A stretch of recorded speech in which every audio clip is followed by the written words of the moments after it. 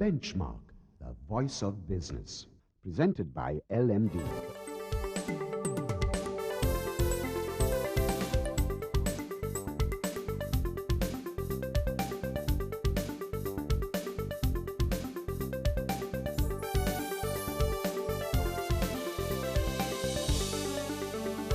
On this edition of Benchmark, Nayana Mawilmada, the head of investments of the Ministry of Megapolis and Western Development, joins us on the program today to discuss the Megapolis project. Then, we discuss Sri Lanka's political scorecard with Janine Fernando, senior analyst and head of politics at Verity Research. And LMD columnist Deshal Dimal wraps up the program with an update on Sri Lanka's macro outlook. That's the lineup for Benchmark. Hello and welcome to Benchmark, the big picture business program. I am Savitri Rodrigo. Ever since it was mooted, the Megapolis project has sparked off much of political debate. It is aimed at fundamentally transforming the Western region, and it is the government's flagship project. To give us his perspective on the topic, we have with us in our studio Nayana Mawilmada, who is the head of investments of the Western Region Megapolis Planning Project. He is also the Urban Development Policy Advisor to the Ministry of Megapolis and Western Development. So welcome to our program, Nayana. Good to have you on the show. Just give me an idea of what your primary responsibilities are at the Western Region Megapolis Planning Project. So I find myself basically in between the various parties that have to kind of get to be managed to get things done. So as head of investments, I basically am the interface between investors coming in and the donors and the Megapolis project, as well as the interface between the Megapolis project and the ministry and the Ministry of Trade and Malik Samaravikrama's ministry. So I'm kind of a person that links stuff together. Facilitator of sorts. Yes. What are the main challenges, Nayana, that you face in actually implementing the Megapolis project, given that it is actually literally a mega project? Yeah, well, this really is a very, very ambitious agenda, and it's decidedly long term. So the challenges are kind of manifold, but the main ones I would say is getting consensus around really complicated issues. Because what we're trying to do is a fundamental transformation of the city. And that involves so many stakeholders from across the board. So at some level you have to engage with, with a whole mix of people and try to find a balance. That I think is difficult at times. I think the other very difficult thing is managing expectation on speed. Because transforming a city is a very long-term process, and there's an expectation that, look, you can do it and get it finished in 3 months, and that seriously does not happen. So what we're trying to do is set a framework for the evolution of the city that can, over the next decade or 2 decades, turn the Western region into a really, really vibrant place. And that's what we're trying to do. So setting expectation around that across this stakeholder group is, I think, my biggest challenge. So looking at the nitty-gritty social, environmental, economic impacts that there are, the issue of slum dwellers, environmental conservation, vehicular traffic, all those, how are you going to address those? Yes, each one is maybe a separate interview, but I think the idea is really balancing this. So if I take environment, for example, one of conserving the environment and making sure that we can accommodate growth and economic transformation while preserving the environment is a core principle of the Megapolis plan. We've got about 40% of the Western province which is wetlands, forest or agriculture, and we basically want to try to keep it that way, which implies a densification of certain settlements and so on.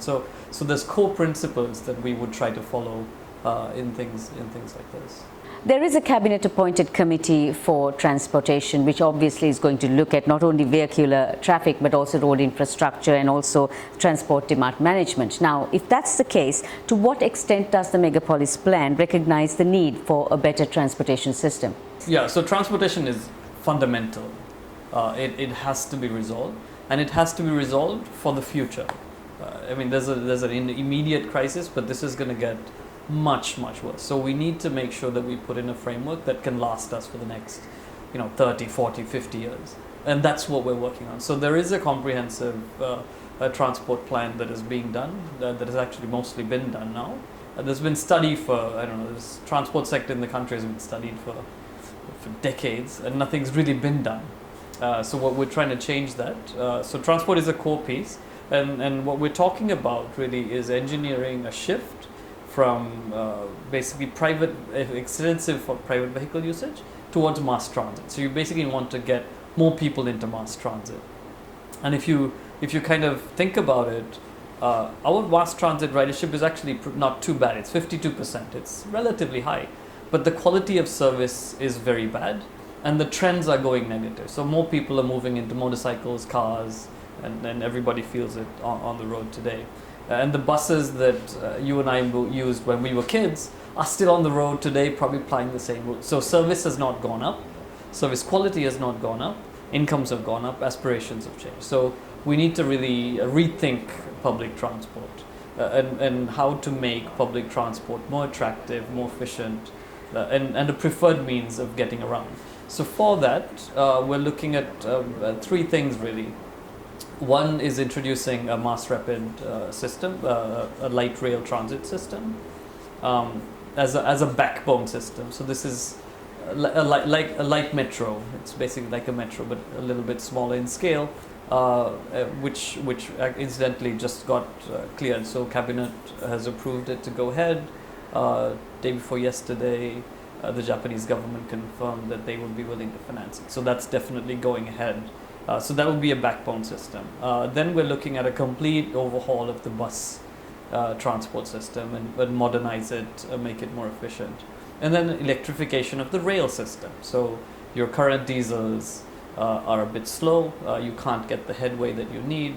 The service quality is not nice. The cabins are dirty, and so on. So basically completely upgrade it. And the idea is that these three elements work in sync. So you have a single ticketing system. You go throughout the network. They're all synchronized, so you can go from one mode to another, and so on. So we're looking at this transport, in a very, very serious way.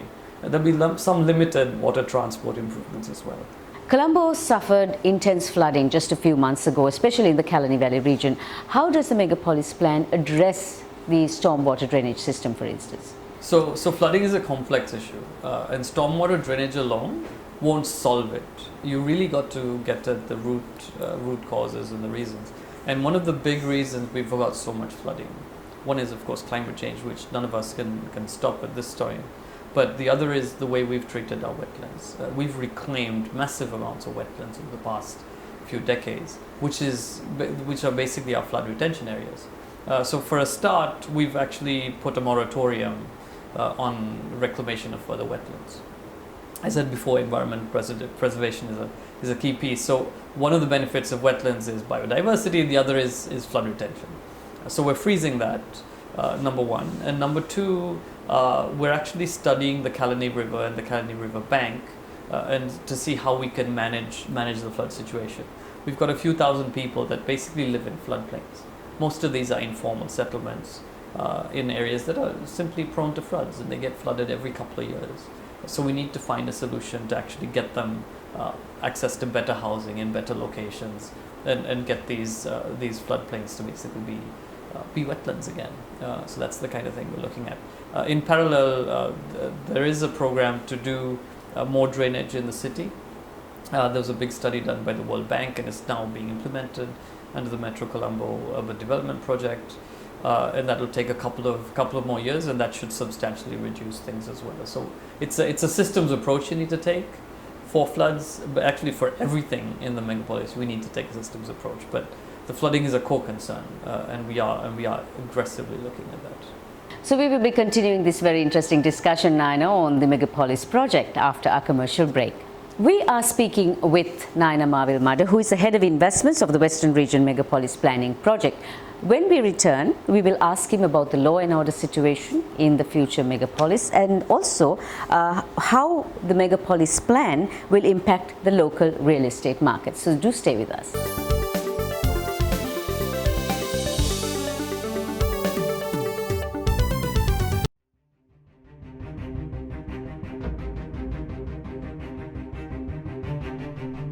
When we entered the industry in 1995, a new star was born as a fully owned subsidiary of People's Bank. For those seeking to grow their businesses, PLC provided the seed.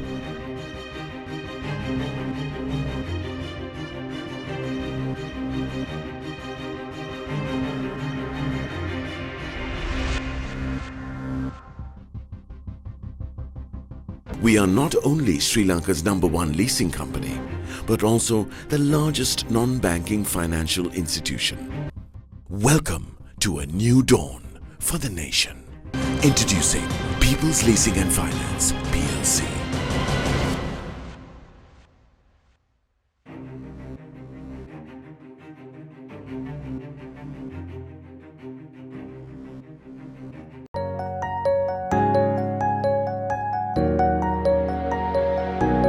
We understand that savings provide for life's special moments. That's why we were the first bank to introduce an incentivized savings scheme, Pathum Vimana. We changed how a nation felt about savings because we believe in banking beyond transactions. HNB, your partner in progress.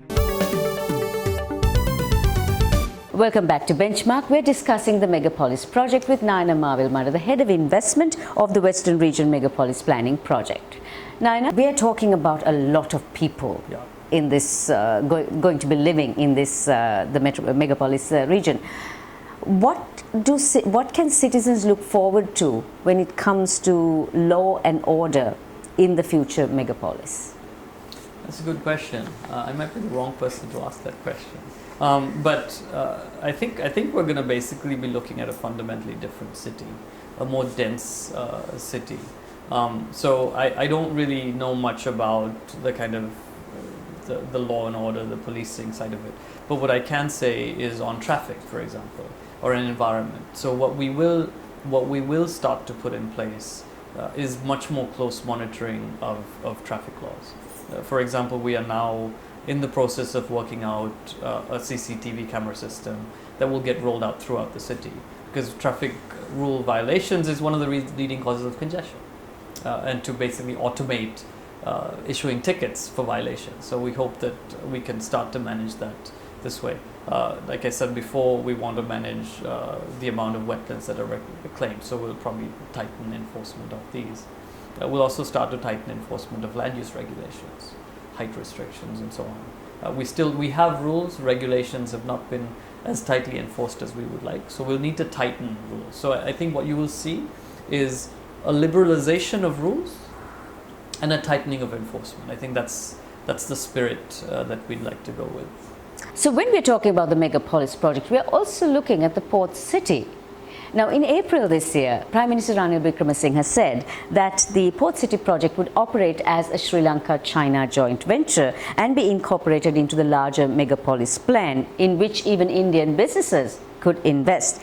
How is the Port City being interlinked into the Megapolis plan? So the Port City actually kind of synchronizes pretty well with the Megapolis at this point. We're basically looking at this as an expansion of the Central Business District. The Prime Minister has mentioned that there'll be a separate legislative environment to basically make it able to function as a financial center. But in terms of development patterns, it's just an extension of the Central Business District. So I think it's a really interesting opportunity to have carefully planned, systematic development at an enclave of kind of world-class, real estate, very, very close to the capital. So I think it dovetails actually quite well. And if we look at what we're trying to do in Colombo city, so we're looking at, for example, the Fort Historic District, where we're looking at this now to restore some of those old buildings, and we've got a very, very high concentration of beautiful colonial buildings, which have been locked away from the world for about 30 years. And we've just done an inventory of this, and we're looking at really positioning that as a really interesting entertainment type of and retail district within the city. Then we're looking at the development of the Bay Area waterfront from Lake House all the way up to Lotus Tower, which is mostly government land.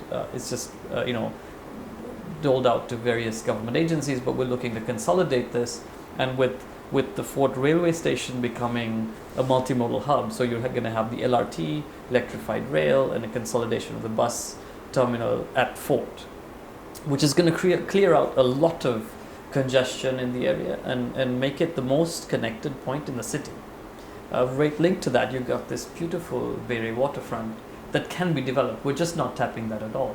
And then you have the historic district, and then you have Port City. So I think what you will see when 2 or 3 of these come together is the downtown Colombo is going to be a very different place.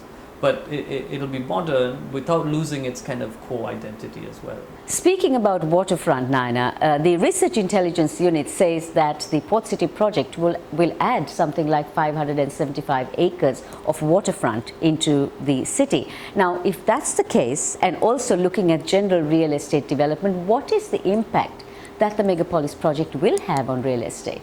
I think very positively. I think the Port City obviously is going to get rolled out over 15, 20 years, and it's not going to be a flood of land immediately. And same with the government side.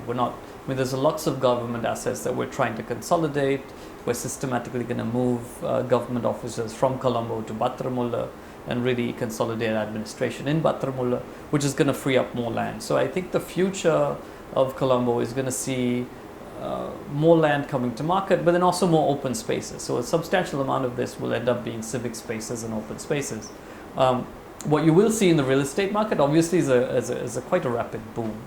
I think if we achieve 20% of what we're trying to do, I think we're looking at a fundamentally different real estate market here. We want to basically position Colombo as the primary kind of hub of business in the Indian Ocean region and the most livable city in the Indian Ocean region. And I would see a future that is very cosmopolitan, that is basically a world-class city right here. So Nayana, here's the biggest challenge. Phase 1 of the Megapolis project is going to cost you something like $44 billion US. How are you going to manage funding for this very ambitious project? So the 40 billion number, first of all, is a very, very rough number. It's probably end up going to be more. But the idea is that the state doesn't spend all this money. The basic premise is we enable the private sector to invest in the Megapolis development and mobilize private capital as much as possible. Clearly there's going to be some things where state intervention is required, but by and large we're trying to basically attract large-scale private investment to come in and take big chunks of this and run with it. So and I think in the pipeline you'll see lots of public-private partnerships on infrastructure, on housing, on all kinds of stuff.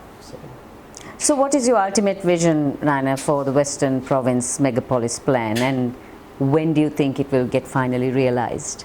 So here's the thing, there's no end point in the Megapolis. The Megapolis is a journey, and it's a transformative journey.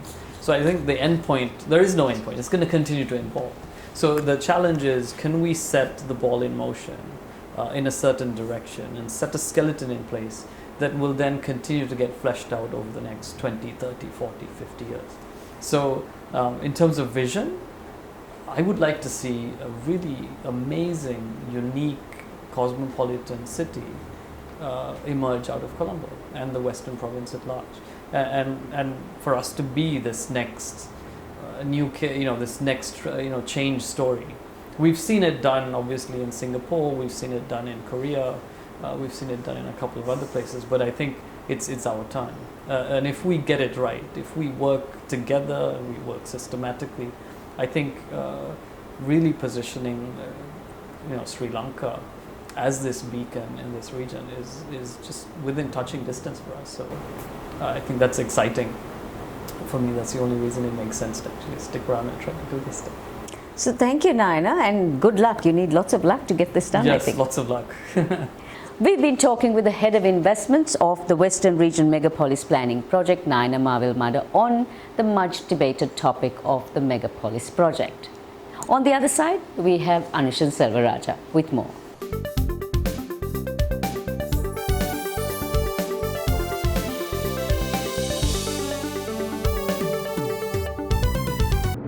Sri Lanka's #1 leasing company is now the nation's largest and highest rated finance company with 2 international ratings. Let us move the nation as one with People's Leasing and Finance PLC.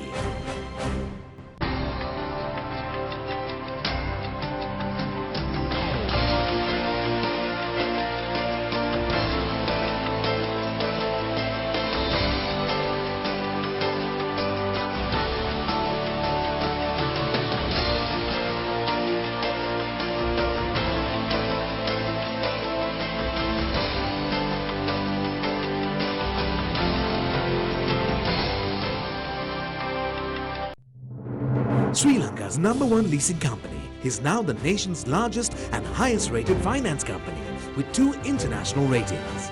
Let us move the nation as one with People's Leasing and Finance PLC.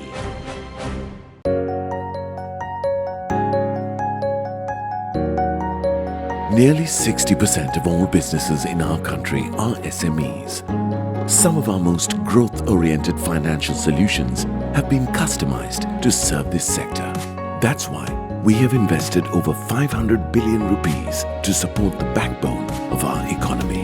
Because we believe in banking beyond transactions. HNB, your partner in progress. Welcome back to Benchmark. I'm Anushan Selvaraja. Mantri.lk recently updated its political rankings for the current government. So joining us in the studios is Janine Fernando of Verite Research to give us a little bit more in terms of details. Welcome back, Janine. Now, to start off with, why is ranking parliamentarians so important? Thanks, Anushan. We just released the rankings for the new parliament, which has been around since September last year. I think there are 3 main reasons I would say ranking parliamentarians is very important. One is simply transparency. It helps to sort of bring about more information into the public domain. The public is more connected and aware of what's happening in the legislature, and it can also help it understand what's happening in parliament. The second is accountability, because it creates a system in which taxpayers get to know what their MPs are bringing them in terms of what's happening in the legislature, and parliamentarians know that there's someone watching them, someone ranking them. And this brings the third point, that it also creates a system of incentives and positive incentives, where actually parliamentarians are rewarded for their participation because it is recognized in a comprehensive system of ranking. So how is the ranking process done? We use all the public information that is available about parliamentary activity. So this is primarily a document called a parliamentary Hansard, which is a verbatim record of everything that happens in the main chamber of parliament. So this includes everything from petitions filed to written questions to bill debates and so on. So we take that entire sort of verbatim document, which is very difficult to read, very long, and we code it in a system that then ranks and scores it. So it's entirely quantitative and it is entirely objective and based on sort of the public record. In that case, Janine, what do the rankings have to say about our politicians? Lots of interesting things. I mean, you should go and check out the rankings for yourself and see who's #1 and so on. But it also tells us things like that so far, 45 parliamentarians have asked written questions on behalf of their constituents. More than 100 have filed petitions. It also tells us things like that 5 parliamentarians have actually never participated in anything in parliament thus far. What more can the public glean from Mantri.lk? So I think besides ranking of MPs, it also tells you a lot about Parliament itself. So what topics are being discussed, for example. It gives a schedule of what's happening in Parliament. We've also now started including video archives of everything that's going on. So it's not just about which MP is #1 or #2, but what's being discussed in Parliament, in what manner, what bills are being discussed. So, and that's relevant for people in general and for business also. Thank you for joining us, Janine. Thank you. That was Janine Fernando of Verite Research. We'll be right back after a short commercial break with the latest on the economy. Stay tuned.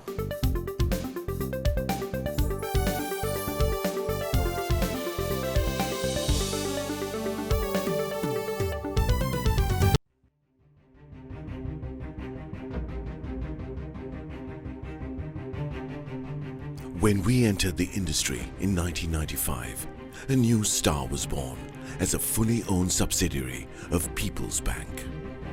For those seeking to grow their businesses, PLC provided the seed.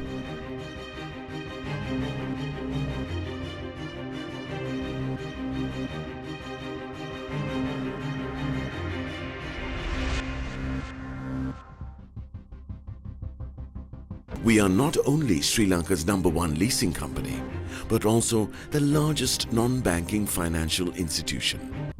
Welcome to a new dawn for the nation. Introducing People's Leasing and Finance, PLC.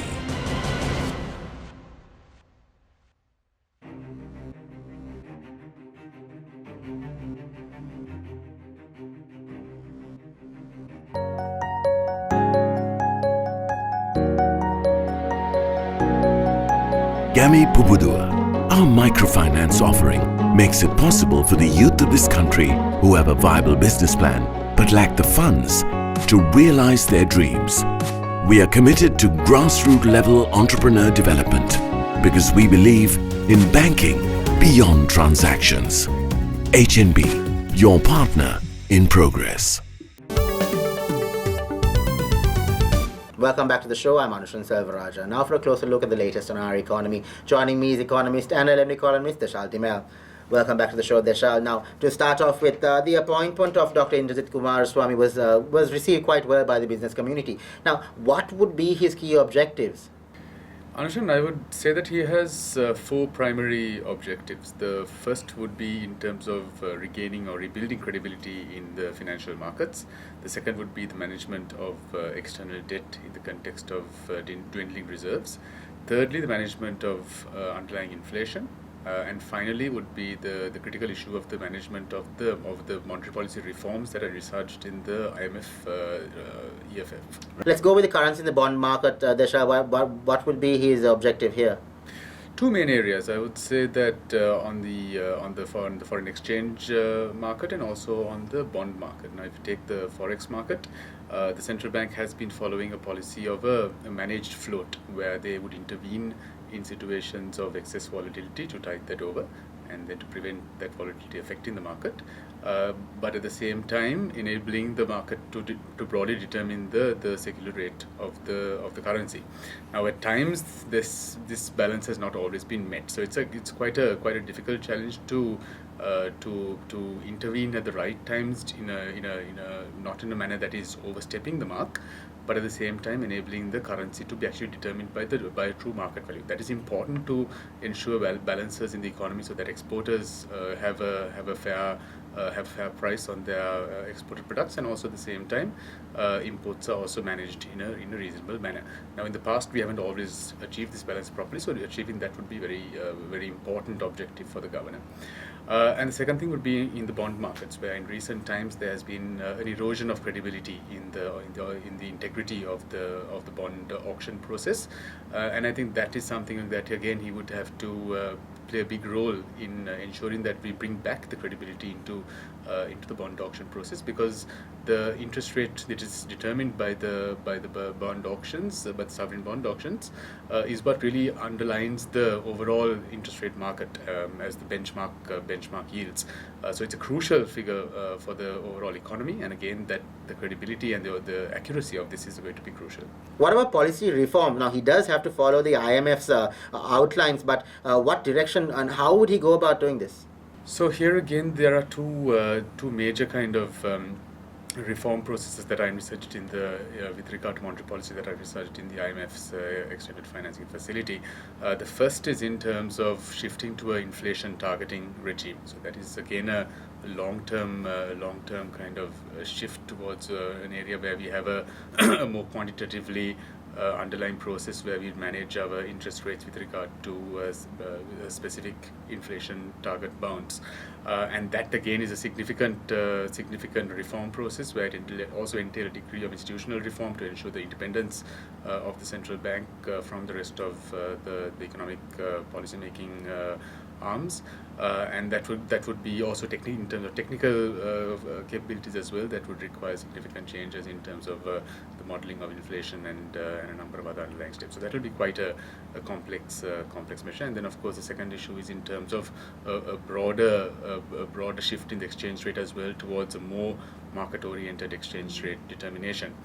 This again is something that is I would say very important for the economy, and also would require significant institutional processes in order to ensure that this transition is quite smooth.